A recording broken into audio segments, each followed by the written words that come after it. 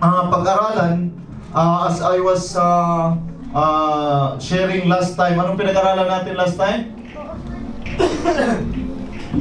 Sinong present?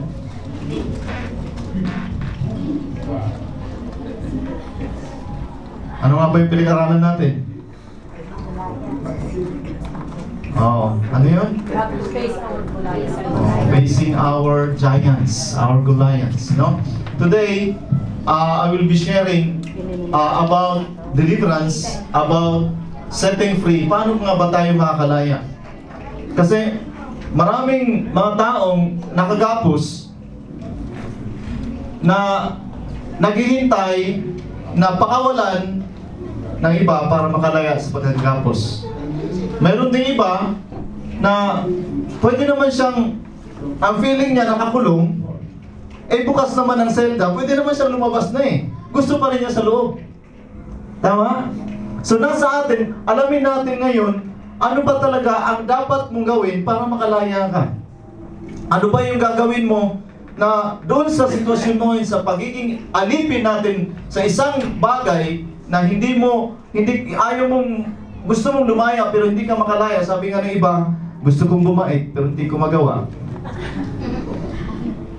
Hindi ba? Meron tayong ganun So pag-aralan po natin ngayon ang ating, isang verse lang po ang ating scripture sa Galatians chapter 5 verse 1. Okay, basahin po natin, freedom in Christ, no? So 1 to go. So Christ has truly set us free. Now make sure that you stay free and don't get tied up again in slavery to the law. Now I want you to make it as a confession and a declaration sa sarili mo. Sabihin mo ito, Christ has truly set me free.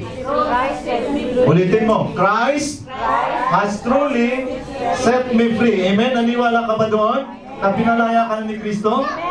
Now, dyan sa katabi mo, sa kaliwa mo, sa kanan man, ito naman yung deklara mo sa kanya. Yung sa baba, sabihin mo, now, make sure that you stay free.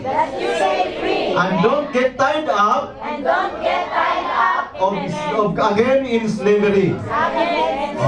Sa Tagalog pa, ngayon, siguraduhin mong malaya ka na. Amen? At huwag ka nang magpatali uli doon sa pagkakaalipin mo. Wow, ganda-ganda nun, di ba? Sabi ni Christ binigyan ka ng kalayaan ni Kristo. Sabi niya, mayroon kang assurance. Sabi ni Christ, Christ has truly set me free. Kung mayroon magsasabi sa iyo, malaya ka na ba dyan? O malaya, anong ebidensya mo? Meron dun sa Galatians 5:1. God has set me free. Christ has truly set me free. And now, sisiguraduhin ko na hindi na muli akong babalik doon sa pinanggalingan ko. Amen. Amen? Amen po ba? Amen. So, nung pinalaya tayo ni Kristo, nung tinanggap natin si Kristo na ating Diyos at sariling tagapagligtas, naligtas tayo dun sa dagat-dagatang apoy. Pero meron tayong mga area sa buhay natin na hindi pa kumpleto nako-conquered ng Holy Spirit. You are saved, but there are areas in your life, in my life, na hindi pa kontrolado ng Holy Spirit. Kaya nga sabi nga nung iba, akala ko ba si Brother Orville born again na yan? Bakit nagiinom pa rin? Kasi may areas siya na hindi pa nakokontrol ng Holy Spirit.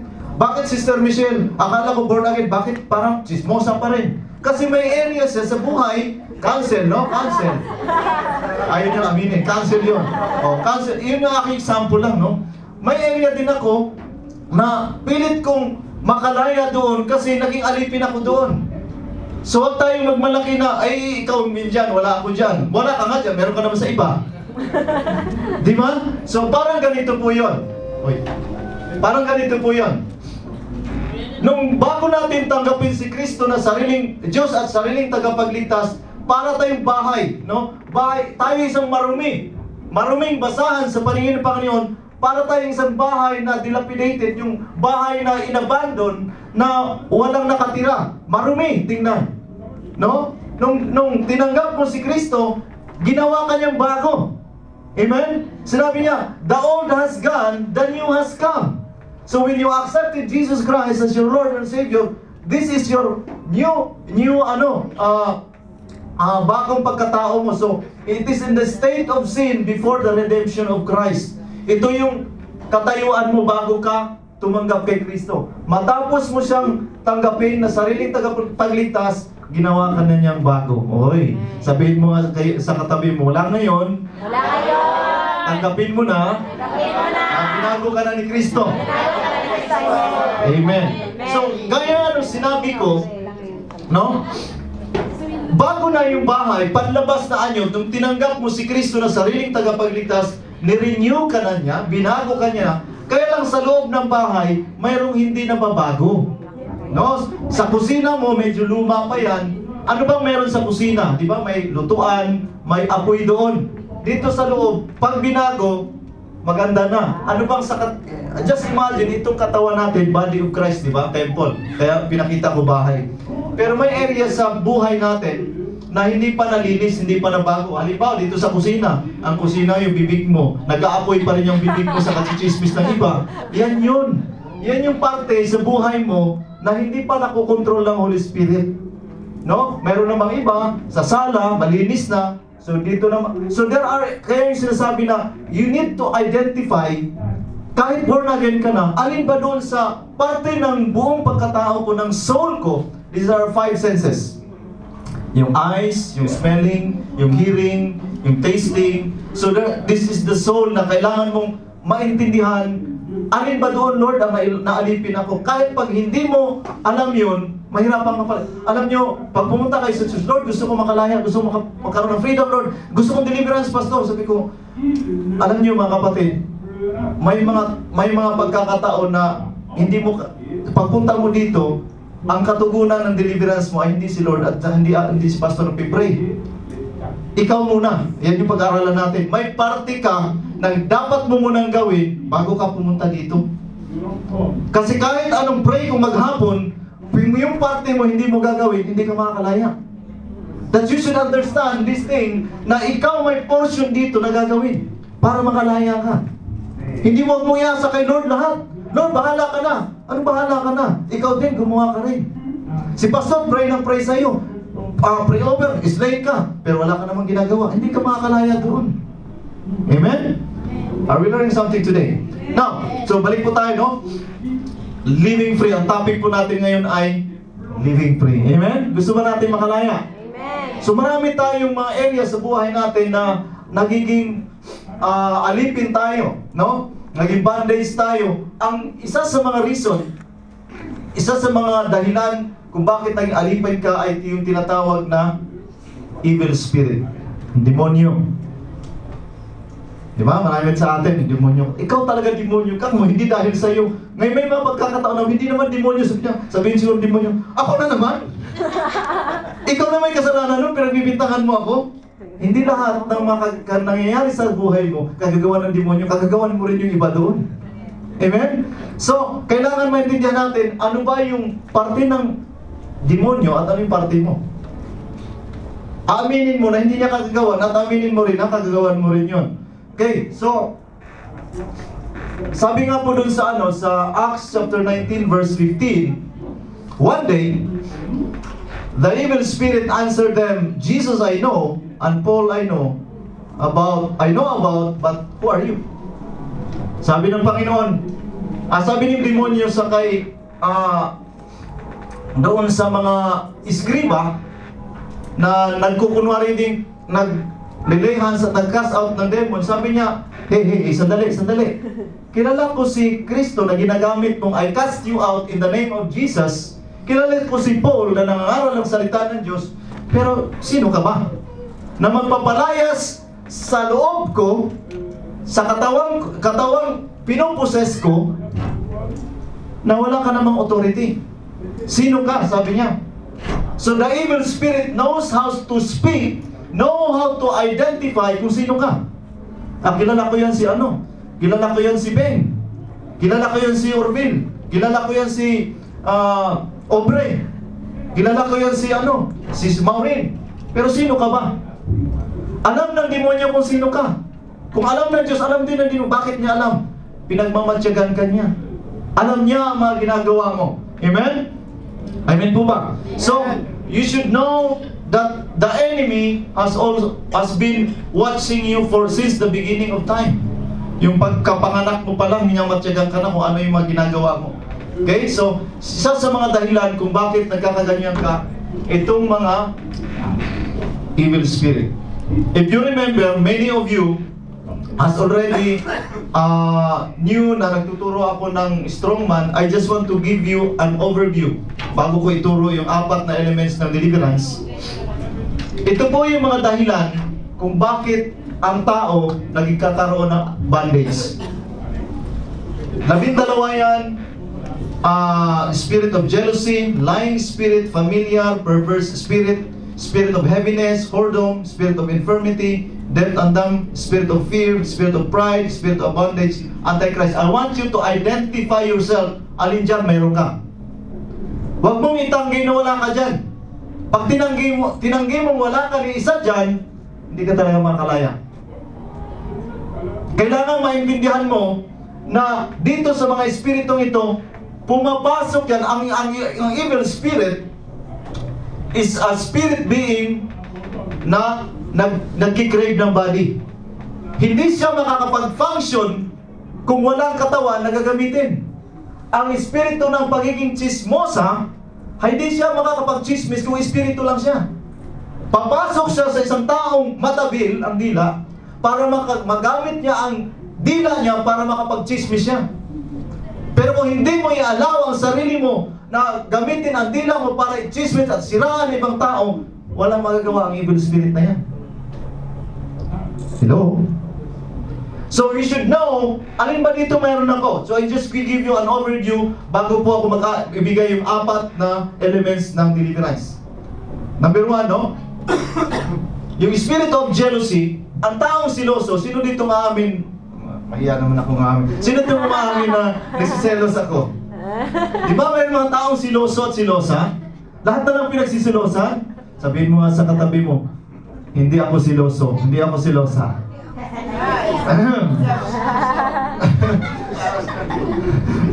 No? Ang taong silosa, ito yung pinakatatay, jealousy. No? Pag ang taong nagsiselos, pumapatay, nagagalit, may rage, may gumaganti, at nakikipag-compete. So pag pinapalayas mo ang espiritu ng anger, yung competition, kasi nagsiselos siya, mas maganda siya, papaganda din siya, kaya nakikipag-compete. Yung demonyo na ito, pag pinalayas mo to, mayroon pang ibang demonyo. Kaya ang una mong palayasin, yung jealousy, yung mga anak niya, yung mga kasama niya, lalayas lahat yan. Yun yung dahilan kung bakit yung paulit-ulit yung espiritu nandyan sa iyo. Kasi pinalis mo lang yung galit or competition, tapos meron pang ibang mga kasama. So kung magpapaalis ka na lang din lang, sabihin mo, spirit of jealousy, lumayas ka sa katawan nito in Jesus' name. Amen? Now, sabi nga sa Numbers 5:14, it's very clear biblically na ang spirit of jealousy ay nasa Bible. No, sabi niya doon, and the spirit of jealousy come upon him and he be jealous of his wife. Kaya si Brother Orville nagsiselos kay Divine. Kaya si Brother Manny Brother Noel nagsiselos sa kanyang asawa kasi may mga pagkakataon yung espiritong nakakapasok sa kanya, yun ang nagsanhin. Ito yung selos na kahit walang dahilan nagsiselos. Pati yung maliliit na mga pinagsisilosan. Alala ko yung tatay ko, napakasiloso. Teacher kasi yung nanay ko. Kahit pa estudyante niya, pinagsisilosan, mga lalaki. Kaya demon yun demon ng spirit na nakapasok sa kanya na para pagsilosan. May mga selos na hindi masama. Sabi ni Lord na I am a jealous God. Ayaw niya na mag-worship ka ng iba. Pero yung selos na wala sa lugar, demonyo yan. Demonic yan. Kahit wala naman siyang ginagawa, pinagbibintangan mo. That's demon of jealousy. Are we learning something today? Now, mga nakangiti na yung iba. Alam pa rin sino yung mga pinagsisilosan natin, no? Pangalawa, lying spirit. May mga espiritu, may mga taong hindi naman likas talaga sinungaling. Nung naging kabarkada niya sinungaling, naging sinungaling na rin siya. Kaya mag-ingat ka sa barkada mo. Kasi tingnan mo, ang lying spirit, Sabi dito, sa 1 Kings chapter 2, verse 22, and the Lord said to him, and he said, I will go forth and I will be a lying spirit in the mouth of all of his prophets. So pumasok siya sa isang tao bilang isang espiritu ng pagsisinungaling. Kaya ikaw, hindi ka naman likas na sinungaling. Kaya lang, pag mayroong open door sa buhay mo, inaalaw mo na makapasok, kaya nga, sanay ka nang magsinungaling. Baliwala mo na yung, anak, saan ka nagpunta? Dyan lang po sa na-late kasi ako kasi may exam kami, yung pala nagbarkada ka. Sinungaling yun. No? Kasinungalingan. Pangatlo, familiar spirit. Ito po yung familiar spirit. Ito po yung nagkukonsulta sa fortune telling, magmahal ng mga kulto, at saka yung mga, anong tawag nun, yung horoscope, mga zodiac sign. Uy, anong buwan ka bang pinanganak? Ay, Libra ako. Alam mo ba, binasa ko doon sa dyaryo kanina, swerte daw ako ngayon. Ayan ay familiar spirit yan.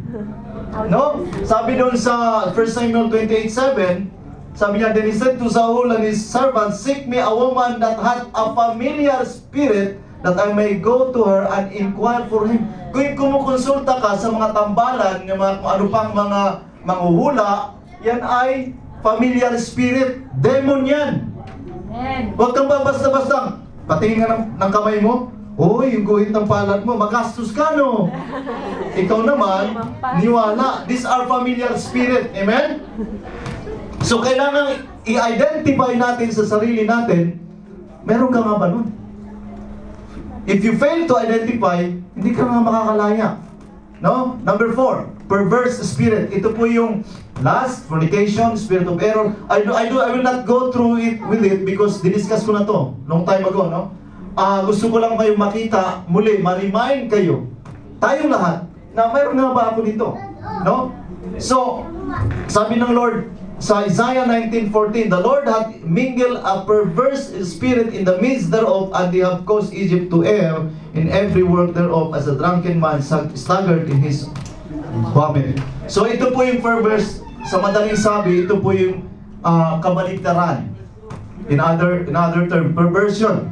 No? Halimbawa, lalaki ka naman, nagdadamit ka ng babae. Sa kanta pa nung isang woman, nung isang country woman, si Shania, sabi niya, a man, act like a woman.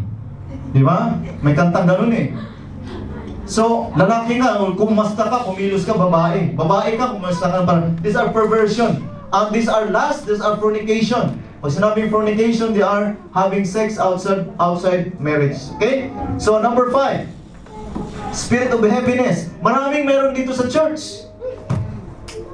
Kahit nasa loob ka ng church, many people are full of grief, despair, hopeless, rejected, my self-pity, gloomy, depressed.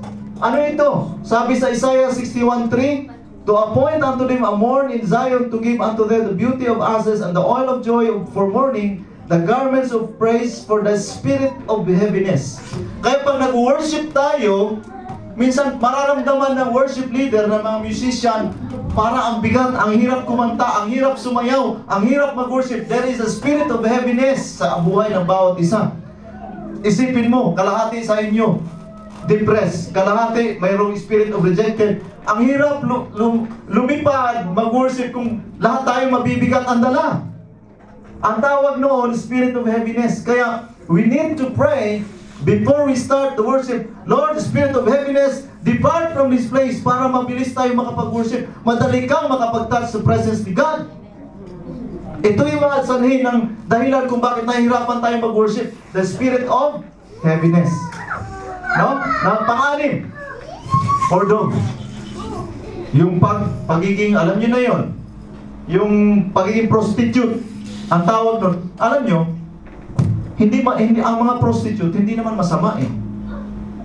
Yung espiritong pumasok sa kanya, yun na naging sanhi, bakit siya sumama? Yung espiritu ng whoredom. Whore, di ba? A whore. Yun dyan sa mga Avenue Foss. Alam nyo yung Avenue Foss? Mga sosyal ang mga whore dyan. Di kotse, mayayaman. Alam ni Brother Orville yan kasi nagtatrabaho kay kay brother kay sa amo niya, no, daanan kasi yan ng Port Mayo. Daming dyan.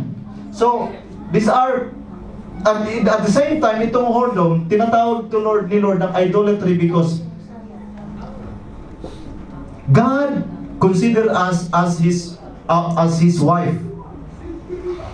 Pag mayroon kang kinahihilingan na iba, if you worship other God, if you love other God, maliban sa Kanya, ang tawag sa iyo, idolatry. Kaya tinatawag Kanyang whore.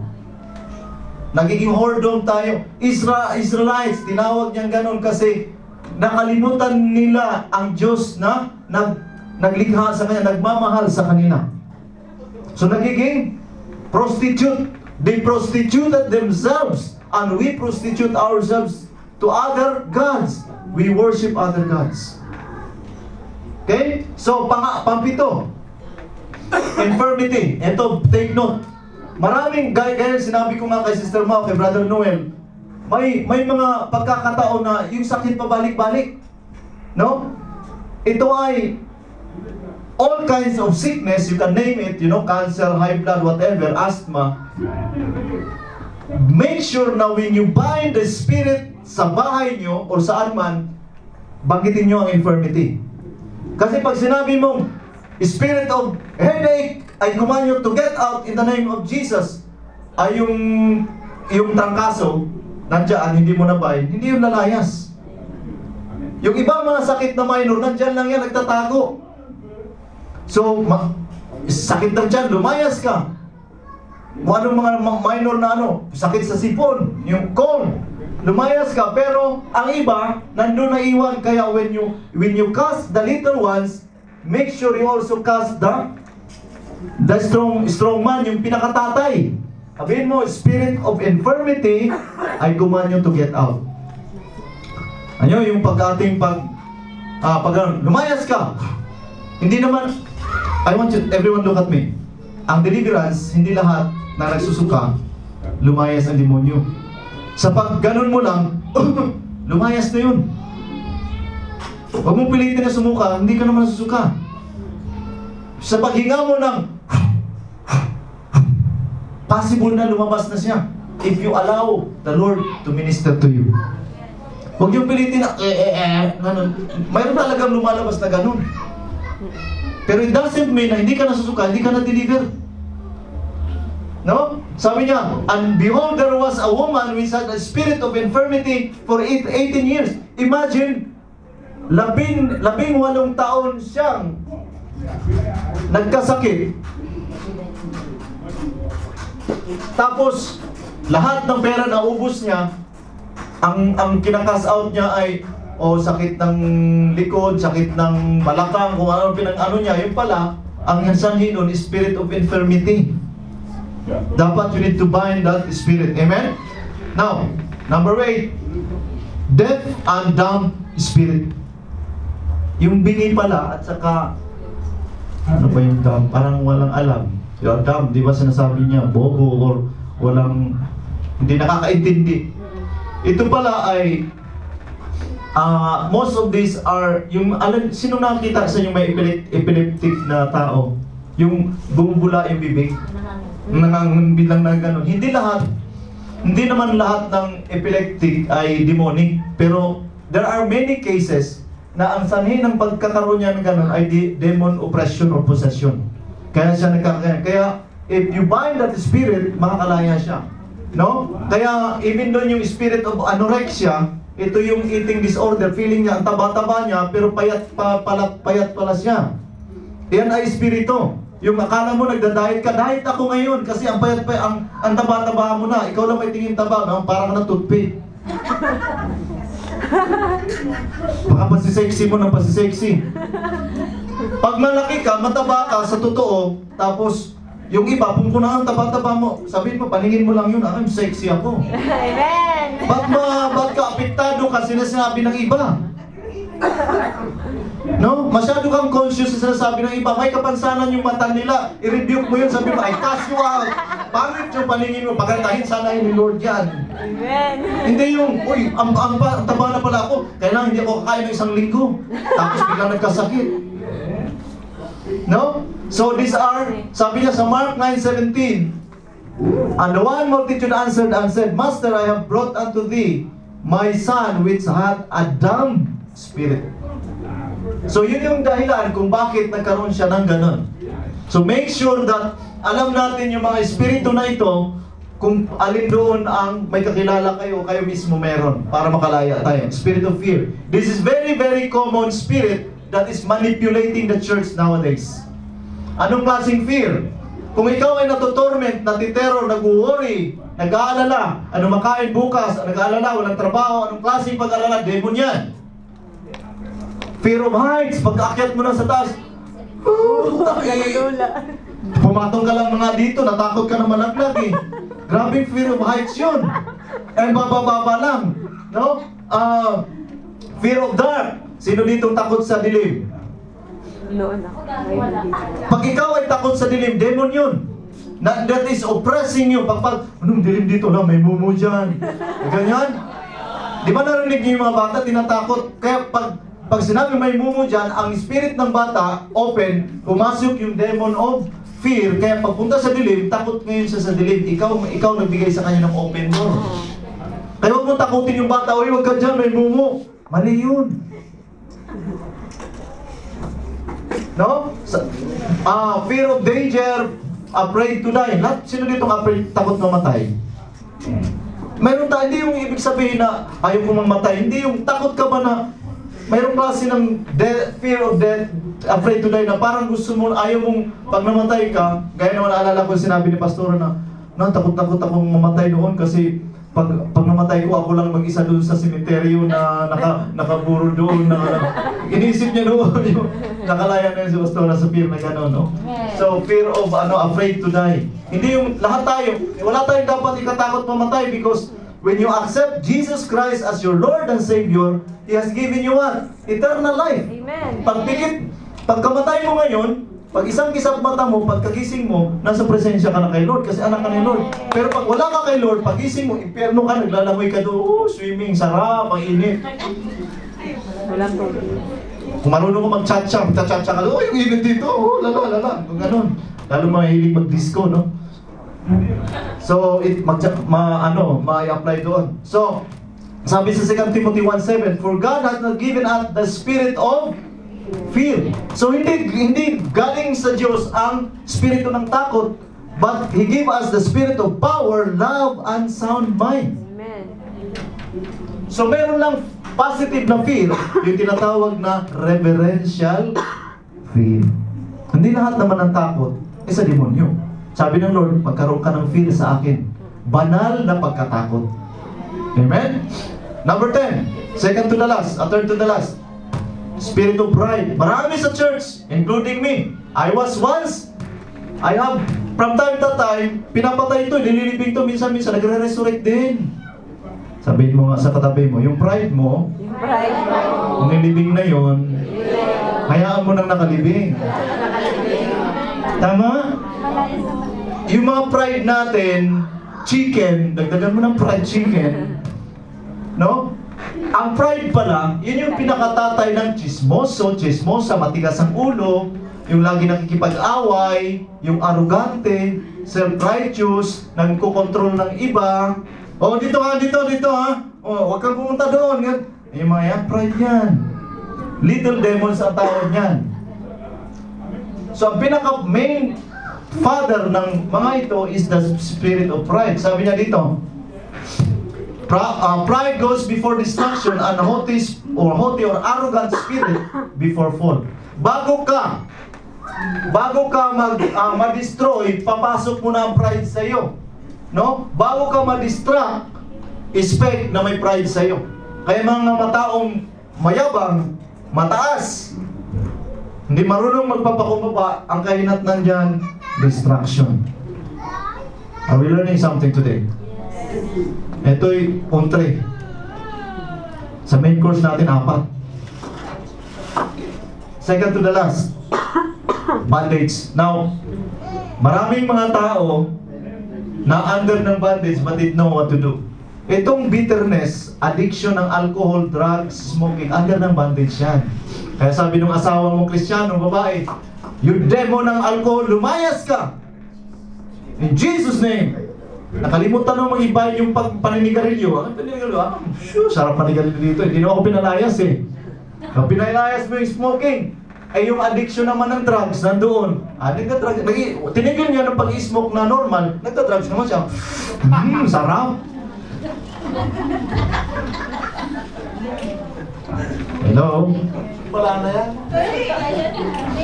Amen. Sabihin mo nga sa sarili mo, I am free I am free from this day forward. from this day forward. So dito, ang iba na ibahin doon ay spirit of bondage. No? Ito yon. For you have not received the spirit of bondage again to fear, but you have received the spirit of adoption where we cry, Abba, Father. No, Lord, wala na akong spirit of bondage kasi nung tinanggap kita, nung nag-repent na ako, ang nangyari sa akin, inadopt mo ako at ikaw ay aking tatay na. Amen? Amen po ba? So kailangan magkaroon tayo ng awareness. Kaya ko ito ni-repeat. Binigyan ko lang ng overview kasi pinaalala sa ating lahat. No? Maikli lang turo ko, isang verse lang. Pero ito ay ontre. Ito ay prerequisite. Dapat malaman natin. Ma-identify na ito. Ito pala dapat kong alisin. Kahit mag-altar call ako ngayon o mamaya, kung hindi mo ito maintindihan, useless lang din. Lastly, if anyone who denied virgin birth, resurrection of Jesus, denied death of the cross, Christ came to flesh, this is the spirit of Antichrist. Yung mga taong hindi naniniwala na si Kristo ay pinanganak. Yung mga hindi naniniwala sa si Jesus ay God, these are the spirit of Antichrist. So every spirit that confess that Jesus Christ is come in the flesh is not of God, and this is that the spirit of Antichrist. So hindi lang yung Antichrist na 666, yung mga religion na hindi nagre-recognize na si Kristo ay pinanganak at Diyos siya, nabuhay siya, namatay, whatever na nag-denote sa kanya, they are the spirit of Antichrist. Now, are we ready to be set free or to be delivered today? Amen. You have to understand about deliverance. So ang deliverance po ay the purpose. May mga tao na nahihiyang pag nag-altar call ang pastor, nahihiyang lumapit. Ayaw talagang lumapit. Sino gusto magpa-deliver? Ayaw ko kasi baka mag-booking ako na sabi nga nung isang kinansilan ko, sabi niya, no, huwag kang pumunta doon kasi sinabihan ko siya, huwag kang pumunta doon kasi pag pumunta ko, malaman ni pastor na ganyan ang ginagawa mo, nako, malaman ng buong church. Ang deliverance ay pumunta ka dito para hindi ka ipahiya, para lumaya ka. Amen. Sabi dito, the purpose of deliverance is to receive freedom from any hindrances in your life that would keep you from walking in the fullness of God's plan for your life and your relationship with Him. So kung gusto mong mas ma-enjoy mo ang presensya, pakikipagdiig mo sa Panginoon, gusto mo na maalis ang mga harang, nakakahadlang na para makalapit ka sa Panginoon, pa-deliver ka. Kay Lord, hindi kay pastor. Kaya pag nagtawag ng deliverance, kung kailangan mong private deliverance, kasi meron, mamaya pag-aralan natin, hindi lahat ng deliverance nandito. Okay? Deliverance is often a process. Deliverance can be one-time event, it can be also a process. May mga pagkakataon na pag isang papunta mo sa altar, set free ka na. Hindi na bumalik yung paninigarilyo mo. Yung iba naman, pabalik-balik, but because it can be a process. If you don't receive all your freedom at once, don't be discouraged. Pastor, nahiya na akong lumapit sa iyo. Nung last year, nagpa-deliver ako sa iyo. Ngayon, pa-deliver na naman uli ako. Kasi nga, ito ay isang proseso. Hindi pa tapos eh. Para kang nagpagamot, nagpa-doktor ka, natrangkaso, pinainom ka ng gamot, sabi ng doktor, isang linggo itong inuman ha. Pangatlong araw, ininom mong gamot, medyo gumaling na kami, magumanda ang pakiramdam. Hindi mo tinuloy ang pag-inom ng gamot ng isang linggo. Bumalik ngayon. Sino naka-experience doon? Dahil hindi mo tinuloy ang tamang proseso ng pag hindi mo rin tinuloy ang deliverance mo, gagaling ka na sana, babalik yung ibang demon. Hello? So, sometimes it takes time to dig out all the junks in your soul. Eh kung 30 years old ka ngayon, 40 years old ka, ang daming mga basurang nang pumasok sa iyo, do you think it take times one day to remove those pobel in your life? So, matatagalan din, halukatin yung ibang mga pangit na ugali mo. Abot din ng linggo, buwan, o even 1 year pag halukay doon dahil 30 years mong in-experience ang pagiging magkakalitin. Pagiging masama, pagiging pangit na ugali mo. It will take time to remove that inside of you. May natutunan po ba tayo? Amen. Now, to our message today. Merong 4 na elemento ang deliverance. You must understand, kung gusto mo makalaya, intindihin mo yung 4 na ito. Okay? Number 1. In deliverance, there is called legal grounds. Ano ba itong legal grounds?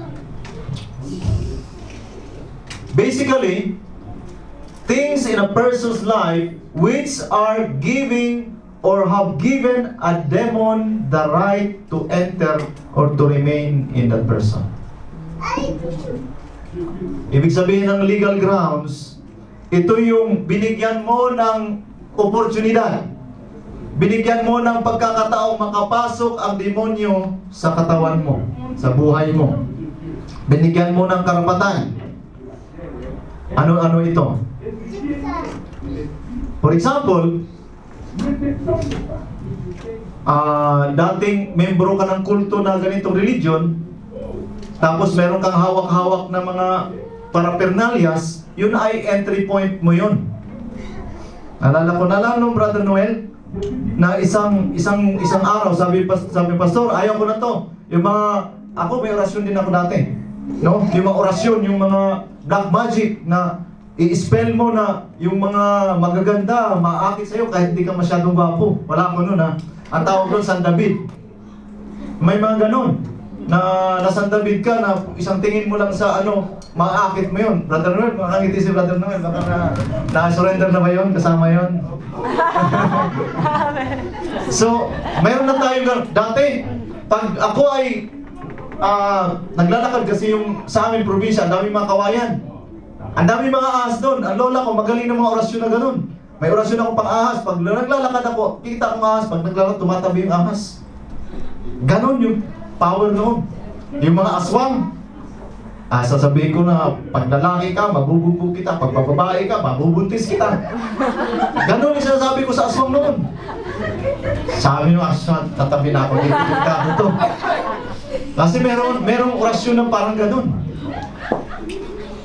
So, yun ay, ang tawag nun ay ukol, So, you give kung meron ka sa position mo ngayon yan, ito ay entry point mo na ang demonyo hindi makakaalis sa'yo.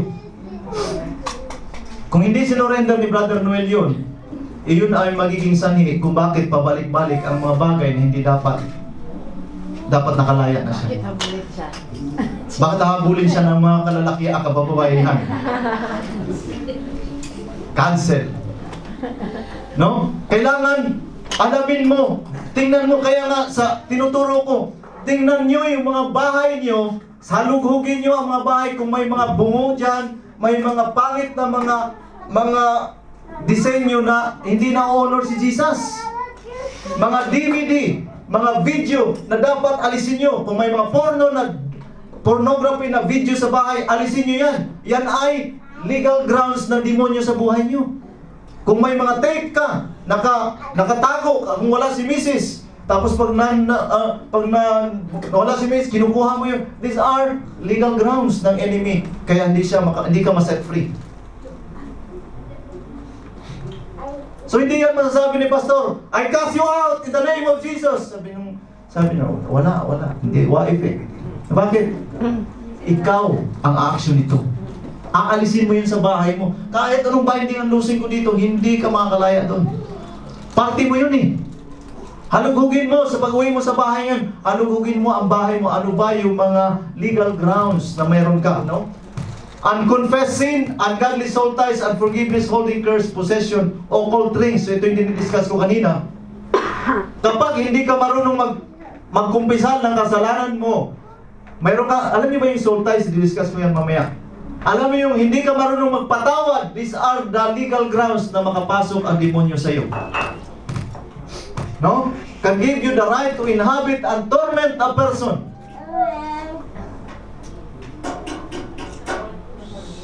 So anong solution? Anong gagawin?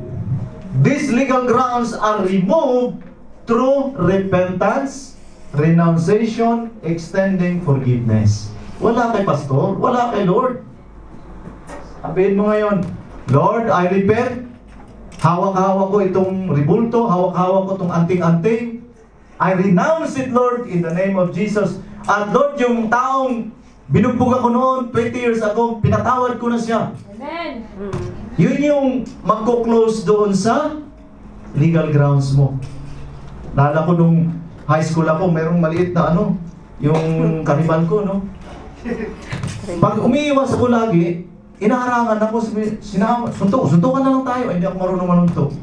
Sabi ko, sige, suntukan tayo. Pag gano'n, bugbog sarado ako, pasak sa bugbog. Kasi nahamon ako, hindi nilabanan ko, hindi ako marunong. Sabi ko, kailangan matuto. Kaya nag-aral ako ng 12 pares. Ano yung 12 pares? Pangit din yun.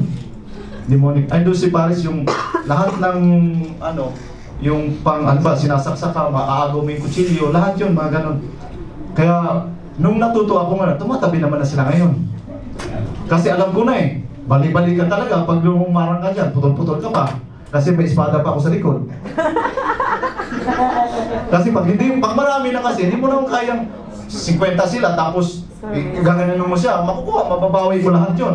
Pero pag marami, espada na gagamitin mo. May dala akong, alam mo yung pinuti sa Bisaya? Kanyang kahaba na nandun sa likod, parang Kaya pero pag malapitan lang, pag may mga benefit na, kutsilyo lang, nakasumpit ko dito. Kutsilyo lang. Kaya pag ganon, lalabas agad. Pero pag ganon ka, bait si pastor noon. Kaya nung inarang kami, hindi ko silang labas ko. Sino mauna? Lapit, pag ganon ko, takbo sila lahat. So dito, these are the legal grounds na kung saan dapat isurrender mo kay Lord.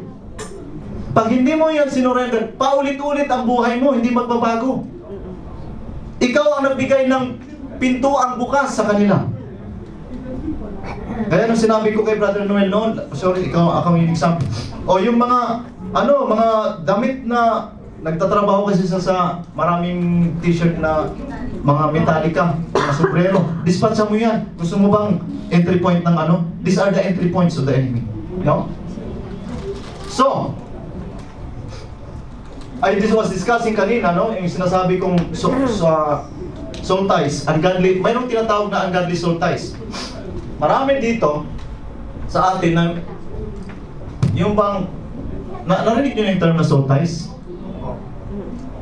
Ito yung sa Bible, sabi niya dito, it does not use the word soul tie, but it speaks of them when it talks about the soul being knit together, become one flesh. Kahit hindi mo asawa, parang feeling mo close kayo, feeling in love kayo sa isa't isa, hindi mo naman asawa, soul ties ang tawag doon. Lalo na kung mayroon kayong relasyon na hindi mo naman siya asawa, tapos pag mag-aaway kayo ng asawa mo, pupunta ka doon sa isang, sabihin natin, parang kirida o nung makabit, yung nagiging soul tie mo siya, ayan ay entry point yun. Best friend ng best friend mo, whatever. Best friend kunwari, no? So these are the things, no? So soul ties are being formed sa sexual relationship at saka sa close relationship. So ito ay para sa mag-asawa, godly soul ties, pero kung ito ay nagkaroon kayo ng relasyon sa iba na hindi mo naman asawa, these are ungodly soul ties. Yung close relationship, pagiging close, masyado mong close sa isa't isa. Tapos parang in love na kayo. Yan ay ungodly soul ties. No? Gagaya kay David, sabi niya, sa 1 Samuel, si David at saka si Jonathan. Wala namang masamang intensyon si David at saka si Jonathan. Sa 1 Samuel 18:1, sabi niya, and it came to pass when he had made an end of speaking unto the soul that the soul of Jonathan was knit with the soul of David, and Jonathan loved him as his own soul. Mahal na mahal ni Jonathan si King David. Hindi pa siya king noon. Nagkaroon sila ng soul ties. Hindi lang pala babae at babae ang soul ties. Pwede rin lalaki sa lalaki, kakaroon ka ng soul ties. Na minahal mo na siya, kagaya ng pagmamahal mo sa sarili mo. These are ungodly soul ties. Now, third one. Vows, committed, and vows, commitment, and agreement. Ito ay para sa mag-asawa, but there are also vows and commitment and agreement that hindi doon sa mag-asawa. Okay? So, how to break that soul tie? If any sins were committed to cause the soul tie, repent them. Hindi si pastor. I break you. I cast you out, spirit of soul ties. Hindi Hindi si pastor yun. Ikaw, Lord, I repent. Dahil nagkaroon ako ng soul tie doon sa kumari ko, sa kumpare ko. Soul tie ka ng kumpare nyo. Bali pala yung isa. Kaya nagkaroon sila ng relasyon. Di ba? Instead sa kumari, nagkakaroon, sa kumpare nagkaroon ng relasyon. Sabi ng isa, Parang ganda ng t-shirt mo. gagalit na sana ako. Dahil, okay lang sana sa akin kung kinabit mo yung asawa, kaya lang kinabit mo lalaki. May Inday Dudong. So ito ay ungodly soul ties. Know how to break? If gifts were given to you by other person in connection with that sin or unholy relationship such as ring, meron pa kayong remembrance, pasingsing-sing, porceras o quintas, paging relationship nyo. Pag nandyan pa yan sa'yo, tinago mo pa sa kaban, tinago mo pa sa kung saan mo tinago, isurrender mo na yan kay pastor. Dudurugin ni pastor yan, ililibing o whatever. Huwag mo itago, huwag mo ipamigay. Pasa lang. Ipapasa mo yun sa iba. So these are the things that you should, in order for you to be set free. Wala sa deliverance, wala papunta mo dito sa altar. Mayroon ngayon sa susunod, mayroon kang parte sa altar, no? Ito yung commitment kanina. Now ito, I just want to be very careful. Forgive that person if you have anything against them. So, renounce the soul tie, do this verbally and in Jesus' name. Example, no? In Jesus' name, I renounce my any ungodly soul ties formed between myself and, halimbawa, ikaw si Adam, nakapag-relation ka kay Steve. No, sabihin mo, in Jesus' name, I renounce any ungodly, my ungodly ties formed between myself and Steve. Or Mary. So, hindi mga pangalan. Kung nagkaroon kayo ng relation, so i-confess mo yun.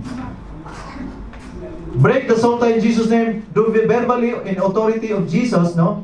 How I now break and serve severe any ungodly soul tie formed between myself and, so binibreak ko, pinapawalang bisa ko. Hindi ko lang nire-renounce, kinakancel ako na. Dinideklara mo, pinuputol ko na ngayon ang relasyon ko kay Steve in Jesus' name.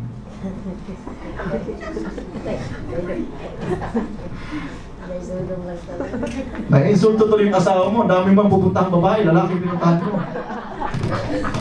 Number 2, I will learn something today. Pangalawa is stronghold. So kung tapos ka na sa legal grounds, mayroon ding tinatawag na stronghold. Ang stronghold ay, ito ay incorrect thinking pattern in your mind. Akala ng iba, ang stronghold, actually ang stronghold ay, ito po ay isang parang buog, isang fortified protection. Ito ay parang kampo. But in reality, sa mindset natin, ang stronghold ay incorrect pattern thinking in your mind. Halimbawa, you think, wala talaga akong kwenta, wala talaga akong silbi, wala talaga akong pakinabang. Stronghold yan. Incorrect thinking in your mind. Pag nagsasabi ka ng pangit sa sarili mo, negative, no? Nilikha ka ng Diyos na kawangis ka, ang ganda-ganda mo, ang pogi mo, ang tali-talino mo, tapos sinabi mo, wala talaga akong kwenta, wala talaga akong alam, bobo talaga ako. Instead, iba pang sinabihan mo. These are, bobo ka talaga, wala kang alam. These are strongholds. Kaya nga, sabi doon, strongholds are torn down as you meditate specific areas of God's Word which reprograms your mind to think differently. Paano yun? English kasi. Tagalog natin. Maalis lang daw yan. Halimbawa, nag-isip ka, ang hirap-hirap ko talaga, hindi talaga ako yayaman. Wala talagang pag-asang umasenso ako kasi pinanganak ako mahirap. Wrong thinking yun eh. Ang gagawin mo, mag-meditate ka ng salita ng Diyos, babasahin mo, uy, sinabi pala dito, God loves me, and my God shall supply all my needs according to His riches and glory in Christ Jesus. Seek ye first the kingdom of God and His righteousness, and all things shall be added unto you. So, i-reprogram mo yung wrong thinking mo sa pagbabasa ng salita ng Diyos. Doon ka ma-deliver sa stronghold na yan. Natutunan po tayo? So, wala na uli kay Pastor. Pastor, kasi mali yung pag-iisip ko sa asawa ko. Lagi ako naghihinala. Sabihin mo sa katabi mo, mula ngayon, huwag ka na maghinala sa akin. Magtiwala ka na sa akin.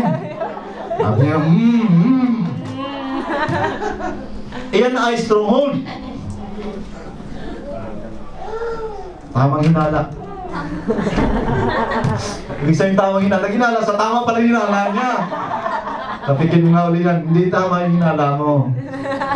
Hallelujah. Praise God, no? So sabi niya dito, we are human but we don't wage war of as human do. We use God's mighty weapon, not worldly weapon, to knock down the strongholds of human reasoning. May mga taong ang mind, mali, baliktad ang reasoning. These are strongholds. No? Negative, laging negatibo ang pag-iisip. Okay?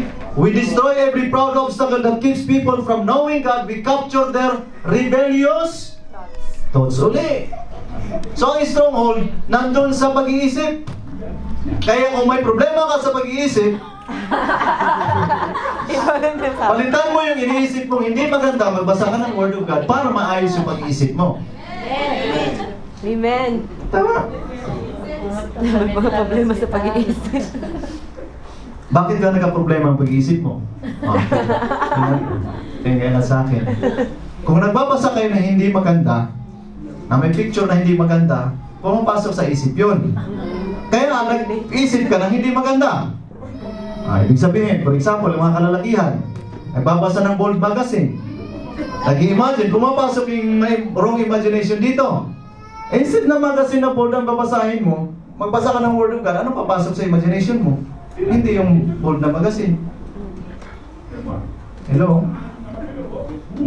So it's the problem of the mind. Number 3, inner healing. So mayroong legal grounds, mayroong stronghold, mayroong ding inner healing. Ang inner healing, hindi din si pastor doon. Sinong ano doon? It's often, ano ba yung inner healing? Often requires when minister to somebody who has been abused. Kung na-abuse ka ng tatay mo, ng ibang tao, nung ikaw ay dalaga pa, na-rape ka ng amo, no, cancel, mayroong na-rape ng amo sa iba't ibang bansa. So ang kailangan niya ay inner healing. Has been exposed to traumatic experience, inner healing is working of the Holy Spirit. Work ng Holy Spirit yan, hindi kay pastor. Amen. Pero lalapit ka kay pastor. Kung babae ka, panto ka kay pastora, hindi kay pastor. Maraming nagpo-fall din ng pastor kasi ang babaeng pastor lumapit sa lalaking pastor. Dapat lalapit ka sa babaeng pastor. Inner healing. Nag-confess siya, pastor, na-abuse ako ng amo. Sabihin mo kay pastora yun. Para ma-deliver ka, i-renounce mo yun, ipag-pray ka, para makaalis ka dun sa ang working ng Holy Spirit yun. But you need to confess, you need to renounce. Kaya ito ay dapat sa isang lugar sa bahay na privado. Hindi dito, inirhiling tayo dito. Ano ba nangyari sa'yo? Ginahasa ako ng ng amo ko, nalaman ng buong church. Do you understand? May mga private na deliverance. So, how can we deliver? Forgiveness often plays a part of this releasing process. So, kung hindi mo mapatawad ang gumawa sa'yo noon, hindi ka makaraya sa inner healing na yun. Even if you don't feel like, kahit di mo ramdam, mapatawarin mo siya, patawarin mo na. para maputol yung, ma-break yung bondage na yan, and ever forgive somebody for the damage they have done. Hindi mo na maibabalik, kinabasag niya ang puri mo. Patawarin mo na siya para magkaroon ka ng inner healing. Sabihin mo nga sa katabi, mula ngayon, kung may nagkasala sa'yo, patawarin mo na kasi. Patawarin mo na rin ako. Amen? Okay, praise God.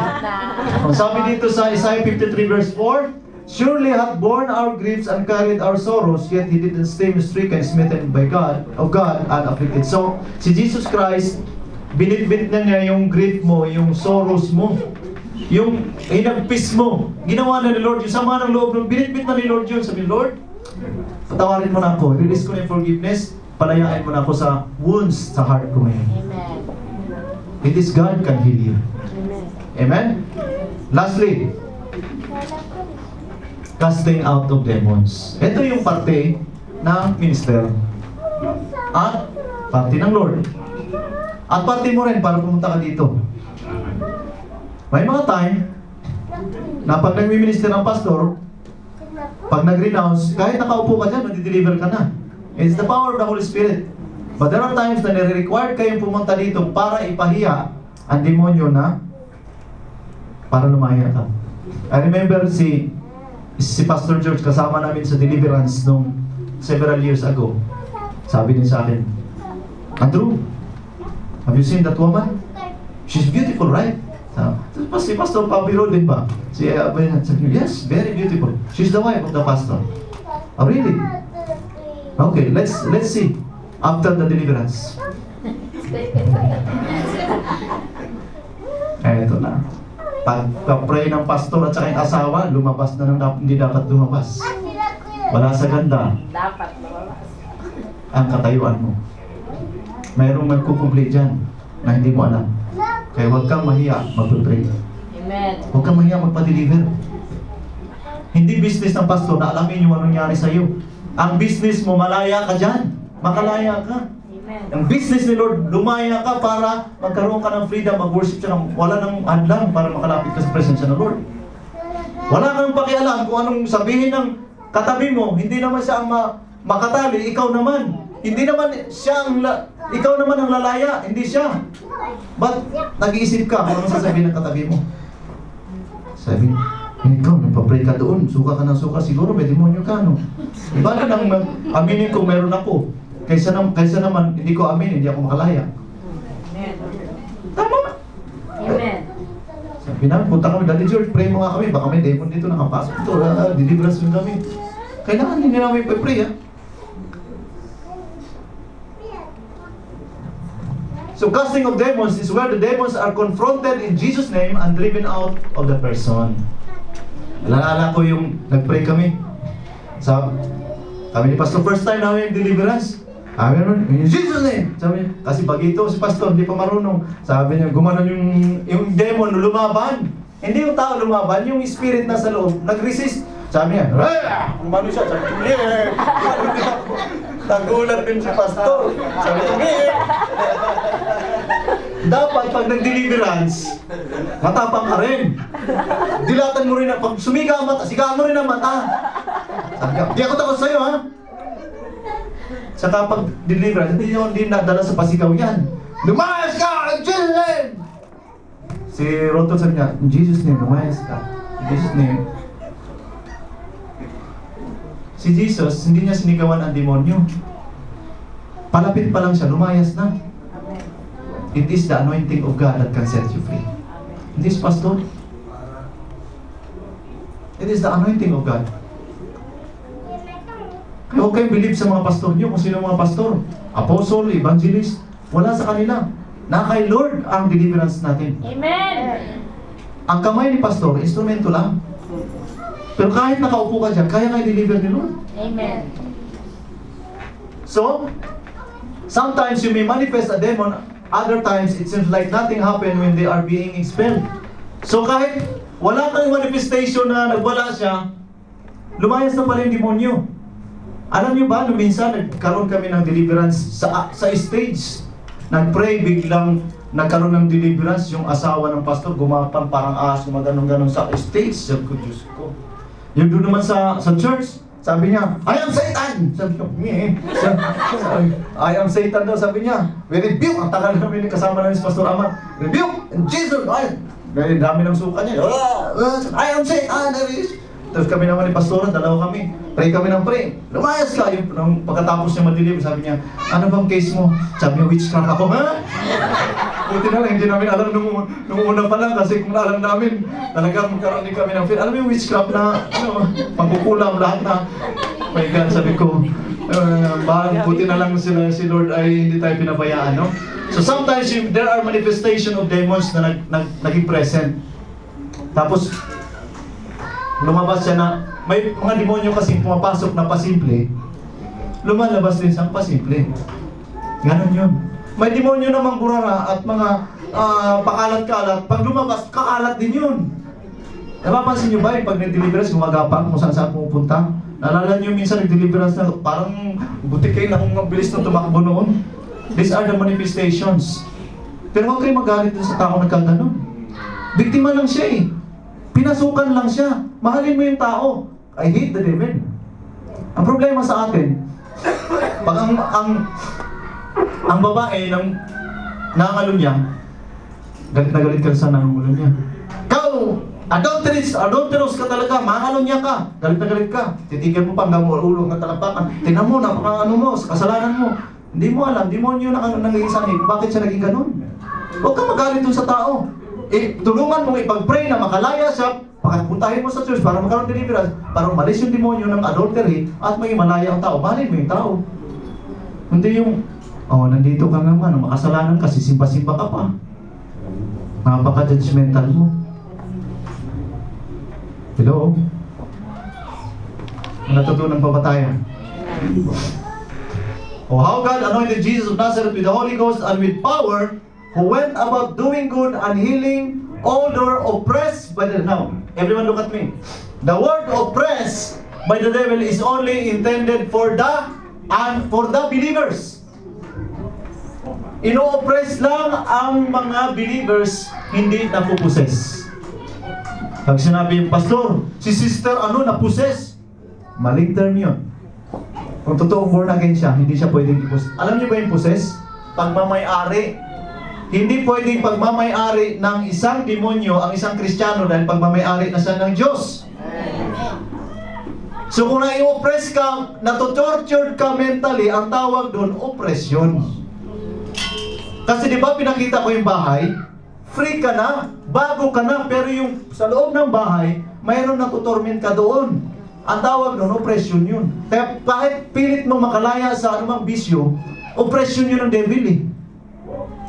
Born again ka, hindi nawala yung mo, kaya lang, lumaban ka lang sa loob, you will be cleansed. Amen po ba? So, to close the message, you need to admit and identify which element you belong. Meron ka bang legal grounds na dapat mong i-surrender kay Lord para makalaya ka? Mayroon ka bang masasamang iniisip, stronghold, na kailangan i-transform mo? Palitan mo ng Word of God. Kailangan mo bang inner healing? Patawarin mo yung nagkasala sa'yo, lumapit ka sa pastor, conduct kayo ng inner healing deliverance. Alam mo may demonyo ka?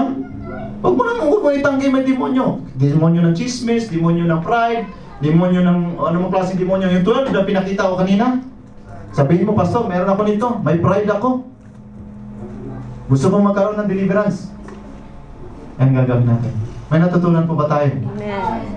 So in order for you to be set free, these are the things that we need to do. So, lastly, yan po yung mga demons na dapat natin i-identify. Tayo po ito mayo. Can we sing, Pastora, bago po tayo mag-close?